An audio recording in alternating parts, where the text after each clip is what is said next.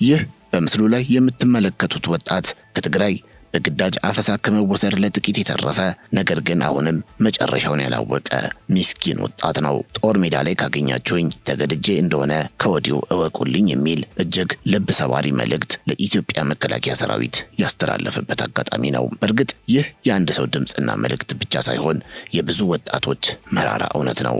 አሁን በትግራይ ክልል አሳሳቢ ደረጃ ላይ የደረሰውን በግድ የሚደረግ የወጣት አፈሳ ቁልጭ አድርጎ የሚያሳየው ይህ ክስተት ወጣቶች በፍላጎታቸው ሳይሆን በግዴታ ወደ ጦርነት እየተገፉ መሆናቸውን ያረጋገጠ ነው። የእነዚህ ወጣቶች መከራና የቤተሰቦቻቸው ሮሮ በክልሉ እየተካሄደ ያለው የግዳጅ ምልመላ ምን ያህል አሳሳቢ ደረጃ ላይ እንደደረሰና ልብን የሚሰብር ታሪክ ይቅር የማይለው አሳዛኝ እውነታ ነው። ይህ ብቻ አይደለም። አፈሳው በወላጆች ዘንድም ከፍተኛ ቁጣን የጫረ ሲሆን ለፖለቲከኞች የስልጣን ፍላጎት ሲባል የልጆቻቸውን ሕይወት ለመገበር ፍቃደኛ ያልሆኑ እናቶች በጩኸትና በተቃውሞ ድምፃቸውን እያሰሙ ነው። እነዚህ ምስኪን እናቶች የጦርነትን መራራ ጣዕም በተደጋጋሚ ስለቀመሱት ዳግም ልጆቻቸውን በከንቱ ማጣት አልፈለጉም። በዚህም ታፍሰው ወደ ጦር ግንባር በሚጓዙ አውቶቡሶች ላይ ድንጋይ በመወርወር የቻሉትን ያህል ተቃውሞ እያደረጉ ነው። አንድ እናት 9 ወር በሆዷ ታቅፋ ባገኘችው ጥሪት አሳድጋ ለቁም ነገር ያበቃችውን ልጇን ለጦርነት አልሰጥም ማለቷ በአሁኑ ወቅት እንደ ከባድ ወንጀል ተቆጥሮባት ከከፍተኛ ባለስልጣናት ማስፈራሪያ እየደረሳት ይገኛል። እንግዲህ ይህንን የእናቶች የልብ ሮሮና እምቢተኝነት አስመልክቶ የመቀሌ ከተማ ከንቲባ አቶ ኃይሌ አረጋዊ በሰጡት መግለጫ ድርጊቱ ተቀባይነት እንደሌለው አስታውቀዋል። ከንቲባው በከተማዋ እየተካሄደ ያለው የግዳጅ ምልመላ የትግሉ አካል መሆኑን በመጥቀስ እናቶች ድንጋይ የወረወሩበትን ድርጊት የትግራይን አጀንዳ ለመጥለፍ የሚደረግ ሴራ ሲሉ ፈርጀውታል። አቶ ኃይሌ በንግግራቸው በአውቶቡስ ላይ ድንጋይ በወረወሩ እናቶች ላይ እርምጃ እንወስዳለንም ሲሉ ተደምጠዋል። ከንቲባው አክለው የፖለቲካ አመለካከት ልዩነት ቢኖርም ሁሉም ነዋሪ ለትግራይ ጥቅም በጋራ መስራት እንዳለበት በማሳሰብ አንድነቱን ለመሸርሸር የሚሰሩ አካላት እንዳሉ ጠቅሰዋል። ቀበሌ 05 ላይ የተከሰተውን ድርጊት መገምገማቸውን ያስታወቁት አቶ ኃይሌ የተፈጠረው ወጣቶችን የማስገደድ ጉዳይ ሳይሆን የጸረ ትግል አካላት የተቀናጀ ተግባር ነው በማለት ለድርጊቱ ሌላ ገጽታ ሰጠውታል። እንደ ከንቲባው አገላለጽ ይህ ተግባር የትግራይን ሕልውና ለመጠበቅ ከሚደረገው ጥረት ጋር የሚጋጭ በመሆኑ በዚህ ድርጊት ላይ የተሳተፉት ላይ ምርመራ እየተደረገ መሆኑንም አስታውቀዋል። አቶ ኃይሌ ንግግራቸውን ሲቀጥሉ በትግራይ ውስጥ ጠንካራ ስርዓትና ተጠያቂነት እንዳይኖር ከእውነታው የራቀ መረጃ የሚያሰራጩ አካላት ላይ ጥብቅ ምርመራ እንደሚደረግም አስጠንቅቀዋል። ከንቲባው እንደገለጹት የጠላት ተልዕኮን ለማስፈጸም የሚንቀሳቀሱ አካላት የትግራይን የወደፊት ዕድል ለመወሰን በሚደረገው ትግል ውስጥ መከፋፈል እየፈጠሩ ይገኛሉ። በዚህም የግዳጅ ምልመላውን መደገፍና የጦሩን አቅም ማጠናከር ዋነኛ ተግባር ሊሆን ይገባዋል ሲሉ ነው በመግለጫቸው የተደመጡት። እንግዲህ አሁን በትግራይ ያለው ሁኔታ ከሞላ ጎደል ይህንን ይመስላል። እናቶች ልጆቻቸውን በግዳጅ ለጦርነት እንዲሰጡ የሚገደዱበት፣ ወጣቶችም ለጦር ሜዳ ስልጠና የሚጋዙበት አሳሳቢ ምዕራፍ ላይ ተደርሷል። ህወሓት በበኩሉ ማንኛውም ወጣት ወይም ቤተሰብ ልጄን ለጦርነት አልሰጥም የሚል አቋም መያዙ ቀደም ሲል ያወጣውን የግዳጅ አዋጅ የሚጻረርና የትግሉን ሂደት የሚያደናቅፍ የክህደት ድርጊት እንደሆነ በመፈረጅ የራሱን ጥብቅ እርምጃዎች ለመውሰድ እየተንቀሳቀሰ እንደሚገኝ ይናገራል። ይህ የግዳጅ አዋጅ ከህዝቡ ፍላጎትና ሰብአዊ መብት ጋር በእጅጉ የተቃረነ በመሆኑ በትግራይ ያሉ ቤተሰቦች በአንድ በኩል ለአብራካቸው ክፋይ ለሆኑ ልጆቻቸው ደህንነት፣ በሌላ በኩል ደግሞ በአመራሩ በሚሰነዘርባቸው ዛቻና ማስፈራሪያ መካከል እየተወዛወዙ በመከራ ውስጥ ይገኛሉ። በየቀኑ የሚካሄደው የግዳጅ ምልመላና የእናቶች ልብ ሰባሪ ሮሮ በክልሉ ያለው የፖለቲካ ስርዓት ለህዝቡ ህልውና ሳይሆን ለራሱ የስልጣን ዕድሜ ማራዘሚያ ሲል የህዝቡን ደም እየገበረው ይገኛልም ተብሎ እየተጠለጠለ ይገኛል። በዚህም በትግራይ ክልል እየተባባሰ የመጣው ይህ የሰብአዊ መብት ጥሰትና በወጣቶች ላይ እየተካሄደ ያለው የግዳጅ ምልመላ በክልሉ አሳሳቢ የሰብአዊ ቀውስ መፍጠሩን ተከትሎ ዓለም አቀፉ ማህበረሰብ የተባበሩት መንግስታት ድርጅትን ጨምሮ የሰብአዊ መብት ተሟጋጅ ተቋማት በአስቸኳይ ጣልቃ እንዲገቡ ጥሪዎች እየቀረቡም ይገኛሉ። እነዚህ ተቋማት በትግራይ እየተካሄደ ያለውን በኃይል የሚከናወን የወጣቶች አፈሳና በቤተሰቦች ላይ እየደረሰ ያለውን ከፍተኛ ዛቻና ማስፈራሪያ በቅርበት እንዲከታተሉ እንዲሁም በክልሉ ያለው አመራር ይህንን ኢሰብአዊ ድርጊት እንዲያቆም ግፊት እንዲያደርጉ የህዝቡ የህልውና ጥያቄ ሆኗል። የሰብአዊ መብት ተሟጋጆች የዜጎችን ህልውናና ደህንነት ከማንኛውም የፖለቲካ ፍላጎት በላይ በማስቀደም ይህንን አሳዛኝ የግዳጅ ምልመላ በማውገዝና በማስቆም ረገድ የሚጠበቅባቸው ሚና እንዲወጡ በወላጆችና በክልሉ ህዝብ ዘንድ ከፍተኛ ተማጽኖ እየቀረበበት ይገኛል። ቃል ገባን፣ ቃላችንንም ጠበቀን። ዳኮርድ ሪል ስቴት ብቻ ሳይሆን እምነትን መተማመንንና የተሻለ የነገ ህይወትንም ይገነባል። እነሆ ከአንድ ዓመት ከ5 ወር በፊት በጀሞ 1 የተጀመረው ፕሮጀክት ዛሬ ባለቤቶቹ የቤታቸውን ቁልፍ በደስታ እየተረከቡ ነው። ታዲያ ይህ ታላቅ ዕድል እርስዎንም እየጠበቀ ነው። በምቹ አካባቢ፣ በዘመናዊ ዲዛይን፣ በፈጣን ግንባታ፣ ምቹ መኖሪያና በጊዜው የሚሰጥ እውነተኛ ውጤት። እርስዎም ይፍጠኑ፣ እድሉን ይጠቀሙ። አሁንም በዚሁ ሳይት ላይ በግንባታ ላይ ያሉ ባለ 1 መኝታ 80 ካሬ፣ ባለ 2 መኝታ 118 ካሬ፣ ባለ 3 መኝታ 148 ካሬ ከ678 ሺህ ብር ቅድመ ክፍያ ጀምሮ እስከ 1.25 ሚሊዮን ብር የሚደርስ ልዩ ቅናሽ እንዲሁም 70% የባንክ ብድርን አመቻችተናል። ዛሬውን ይወስኑ፣ የነገውን ምቹና የተረጋጋ ህይወት ይኑሩ። ለበለጠ መረጃ በ0911057674 ወይም 0926930578 ይደውሉ። ዳኮርድ ሪል ስቴት በልዩነት የተገነባ።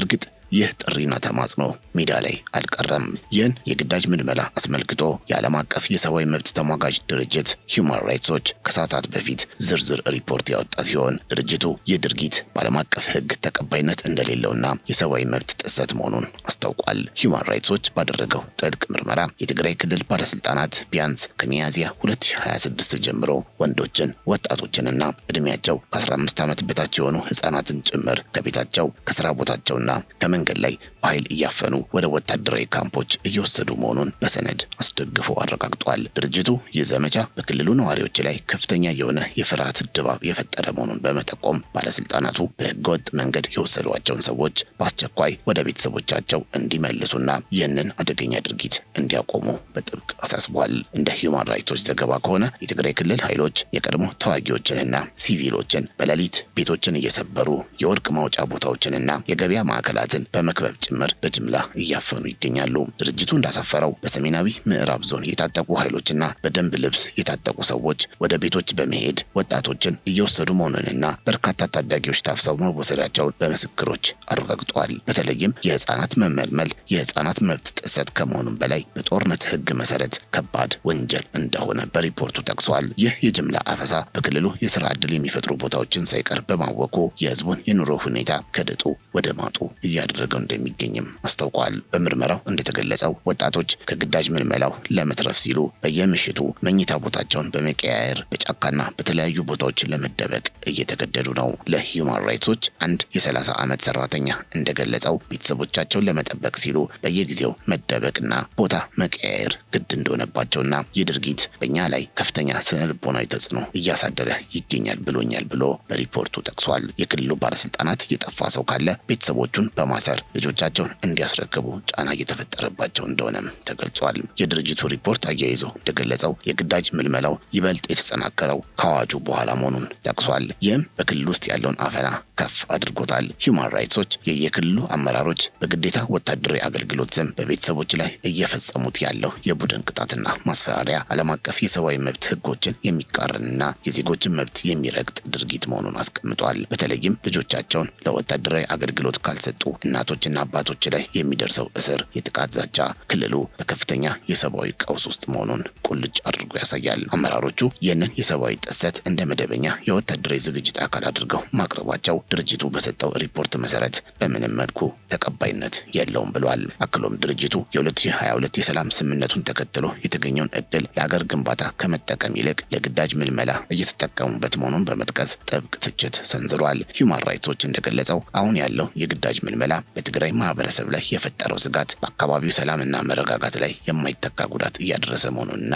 የክልሉ ህልውና በራሱ በባለስልጣናቱ እየተፈተነ መሆኑን አስታውቋል። በመሆኑም የክልሉ አመራሮች ይህንን ህገወጥ ዘመቻ በአስቸኳይ በማቆም በግዳጅ የተመለመሉትን ህጻናትና ወጣቶች እንዲለቁ ጥሪ በማቅረብ ይህ ድርጊት በፍጹም ተቀባይነት የሌለው መሆኑን አረጋግጧል። በመጨረሻም ሂውማን ራይትስ ዎች የአፍሪካ ህብረት የተባበሩት መንግስታት ድርጅትና ሌሎች የሰላም ስምምነቱ ደጋፊ ሀገራት በትግራይ ባለስልጣናት ላይ በአስቸኳይ የዲፕሎማሲ ግፊት እንዲያደርጉ አሳስቧል። ድርጅቱ እንደሚለው ዓለም አቀፉ ማህበረሰብ በክልሉ እየተፈጸመ ያለውን የሰብአዊ መብት ጥሰት በዝምታ ማየት የለበትም። ይልቁንም የሰብአዊ መብት ተሟጋጅ ተቋማትና የዓለም አቀፍ የክትትል አካላት ጉዳዩን በገለልተኝነት እንዲመረምሩ ጠይቋል። የኢትዮጵያ መንግስትና የዓለም አቀፍ አጋሮች ለዜጎች ደህንነት ሲባል በክልሉ እየተካሄደ ያለው ይህ ህገወጥ የግዳጅ ምልመላን እንዲያቆሙና የሰብአዊ መብት ጥሰቶችን እንዲያስቆሙ መረባረብ እንዳለባቸውም አመላክቷል። የክልሉ አመራሮችም የህዝቡን ድምፅ በማዳመጥና በግዳጅ የሚደረገውን የህይወት መስዋዕትነት በመተው ሰላማዊ መፍትሄዎችን እንዲፈልጉም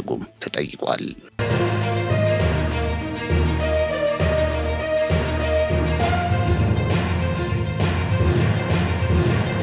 ወደ ሌሎች መረጃዎቻችን እናምራ።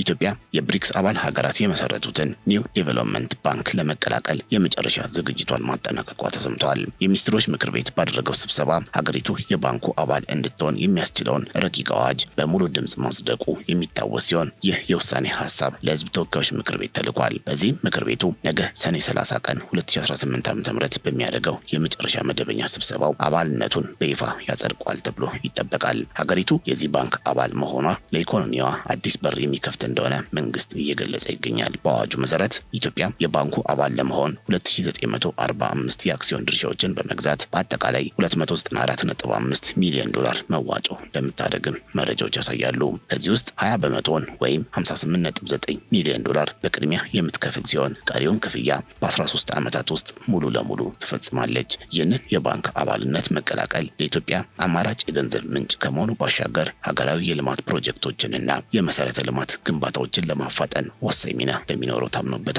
አባልነቱ ሀገሪቱ በዓለም አቀፍ የፋይናንስ ተቋማት ያላትን ተሳትፎ የሚያሳድግና በቡድኑ አባል ሀገራት መካከል ያለውን ኢኮኖሚያዊ ትብብር ወደ ላቀ ደረጃ የሚያሸጋግር እርምጃ ሆኖ ተወስዷል። ባንኩ በተለይ በግብርና፣ በኃይል፣ በኢንዱስትሪ ልማት እንዲሁም በአየር ንብረትና የታዳሽ ኃይል ፕሮጀክቶች ላይ ልዩ ትኩረት በመስጠት የብድር ድጋፍ እንደሚያደርግላትም ተገልጿል። ለመሆኑ ይህ ባንክ ምንድን ነው የሚለውን በዝርዝር ስንመለከት ይህ ኒው ዴቨሎፕመንት ባንክ በ2007 ዓ.ም በብሪክስ አባል ሀገራት ማለትም በብራዚል፣ በሩሲያ፣ በህንድ፣ በቻይናና በደቡብ አፍሪካ የተመሰረተ የፋይናንስ ተቋም ነው። የባንኩ ዋና ዓላማ እያደጉ ባሉ ሀገራት ውስጥ ለሚከናወኑ የመሰረተ ልማት ግንባታዎችና ለዘላቂ የልማት ፕሮጀክቶች የሚያስፈልገውን ካፒታል ማሰባሰብ ነው። ባንኩ ለልማት የሚውሉ የገንዘብ ምንጮችን በማቅረብ በማደግ ላይ ባሉ ሀገራት መካከል ያለውን የኢኮኖሚ ክፍተት ለመሙላት የሚሰራ ነው። መቀመጫውን በቻይና ሻንጋይ ያደረገው ይህ ባንክ በአሁኑ ወቅት በብራዚላዊቷ የቀድሞ ፕሬዚዳንት ዲለማ ሩሴፍ የሚመራ ነው። የባንኩ ከፍተኛ ውሳኔ ሰጪ አካል የገዢዎች ቦርድ ሲሆን አብዛኛው የአባል ሀገራት የገንዘብ ሚኒስትሮች የቦርዱ አባላት ናቸው። ባንኩ 1 ሚሊዮን አክሲዮኖች ያሉት ሲሆን እያንዳንዱ ድርሻ በ100,000 ይሸጣል። መስራች ሀገራት የሆኑት ብራዚል፣ ሩሲያ፣ ቻይናና ደቡብ አፍሪካ እያንዳንዳቸው 18.72 በመቶ ከፍተኛ ድርሻ አላቸው። ከ2023 ወዲህ ባንኩን የተቀላቀሉ አዲስ ሀገራት በአሁኑ ወቅት 6 በመቶ ድርሻ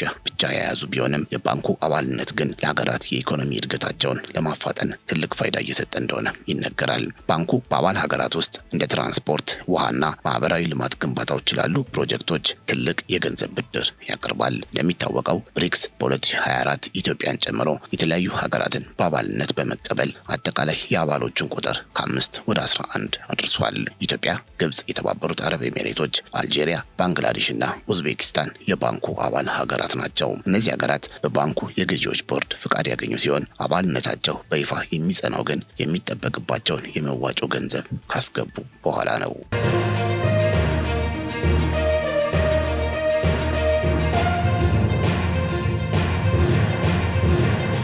ከባህር ማዶ ወዳገኘነው መረጃ ስናመራ ቻይና እናገኛለን። ቻይና በፓሲፊክ ውቅያኖስ ላይ የኒውክሌር ሚሳኤል ሙከራ በተሳካ ሁኔታ ማድረጓን ይፋ አድርጋለች። የቻይና የባህር ኃይል እንዳስታወቀው ሙከራው የተካሄደው እንደ መደበኛ የዓመታዊ ወታደራዊ ልምምድ አካል ሲሆን ሚሳኤሉ የተተኮሰው ከሀገሪቱ የኒውክሌር ሰርጓጅ መርከቦች በአንዱ አማካኝነት ነው። የቻይናው የዜና ወኪል ዢንዋ በዘገባው እንደገለጸው ሙከራው የተከናወነው ከቀኑ 6 ሰዓት አካባቢ ሲሆን ሚሳኤሉ ተሸክሞት የነበረው የሙከራ ጦር ጭንቅላት ወይም ቴስት ዋርሄድ በፓሲፊክ ውቅያኖስ ውስጥ በሚገኘው የባህር ክልል ላይ በትክክልና በአስተማማኝ ሁኔታ ማረፉን አረጋግጧል። ቻይና ይህንኑ ሙከራ በተመለከተ በቂ ቅድመ ዝግጅት ማድረጓንና አስፈላጊውን መረጃ ለሚመለከታቸው ሀገራት አስቀድማ መስጠቷን ገልጻለች። ይህ ወታደራዊ እንቅስቃሴ ዓለም አቀፍ ሕጎችን የተከተለ መሆኑን ጠቅሳ ሙከራው የትኛውንም ሀገር ወይም የተለየ ኢላማ ያደረገ አይደለም ብላለች። ከሙከራው አስቀድሞ በነበሩት ሰዓታት ውስጥ ግን የፓፑዋ ኒው ጊኒ የውጭ ጉዳይ ሚኒስትርና የኒውዚላንድ መንግስት ባለስልጣናት ቻይና የኒውክሌር ጦር ጭንቅላትን መሸከም የሚችል ሚሳኤል በፓሲፊክ ውቅያኖስ ላይ ለመፈተሽ በዝግጅት ላይ መሆኗን ገልጸው ነበር። የሙከራው መረጃ ይፋ መሆኑን ተከትሎ የጃፓን መንግስት ከፍተኛ ስጋቱን ሲገልጽ የነበረ ሲሆን ቻይና ሙከራውን እንድትሰርዝ ወይም እንድታስብበት ጥያቄ አቅርባ ነበር። የጃፓን መከላከያና የውጭ ጉዳይ ሚኒስትር ባወጡት የጋራ መግለጫ ሚሳኤሉ የጃፓንን የአየር ክልል አቋርጦ የሚያልፍ ከሆነ ለደህንነቷ ስጋት ሊሆን እንደሚችል በመጥቀስ ቤጂንግ የደህንነት ማረጋገጫ እንድትሰጥ ጠይቀው ነበር። የቻይና ሙከራ በክልሉ ያሉ ሀገራትን ስጋት የፈጠረ ቢሆንም ቤጂንግ ግን ሙከራው መደበኛ ወታደራዊ ልምምድ እንጂ ሌላ ነገር የለውም ባይነች። በእርግጥ ይህ የቻይና ወታደራዊ እንቅስቃሴ የመጀመሪያው እንዳልሆነ መረጃዎች ያሳያሉ። እንደ አውሮፓውያን አቆጣጠር በመስከረም 2024 የቻይና ሮኬት ተመሳሳይ የሙከራ ሚሳኤል ተኩሶ ነበር። ያ ሙከራ ቻይና ከ40 ዓመታት በላይ ባልታየ መልኩ በዓለም አቀፍ የባህር ክልሎች ላይ ያደረገችው የመጀመሪያው የረጅም ርቀት ሚሳኤል ልምምድ እንደነበረ ይነገራል። ዛሬ የተካሄደው የሰርጓጅ መርከብ ሚሳኤል ሙከራም ቻይና በባህር ላይ ያላትን የኒውክሌር መከላከያና የጥቃት አቅም ምን ያህል እያሳደገች እንደሆነ ያሳያል የሚል ትንታኔም በዓለም አቀፍ ተንታኞች ዘንድ እየተሰጠበት ይገኛል።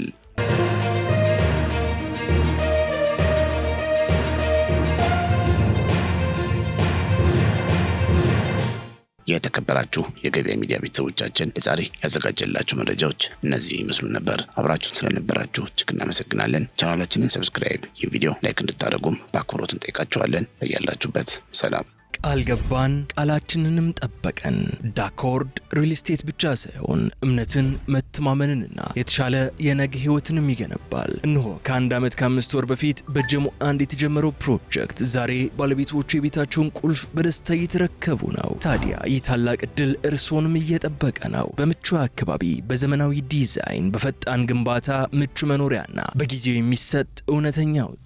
እርስዎም ይፍጠኑ፣ እድሉን ይጠቀሙ። አሁንም በዚሁ ሳይት ላይ በግንባታ ላይ ያሉ ባለ 1 መኝታ 80 ካሬ፣ ባለ 2 መኝታ 118 ካሬ፣ ባለ 3 መኝታ 148 ካሬ ከ678 ሺህ ብር ቅድመ ክፍያ ጀምሮ እስከ 1.25 ሚሊዮን ብር የሚደርስ ልዩ ቅናሽ እንዲሁም 70% የባንክ ብድርን አመቻችተናል። ዛሬውን ይወስኑ፣ የነገውን ምቹና የተረጋጋ ህይወት ይኑሩ። ለበለጠ መረጃ በ0911057674 ወይም 0926930578 ይደውሉ።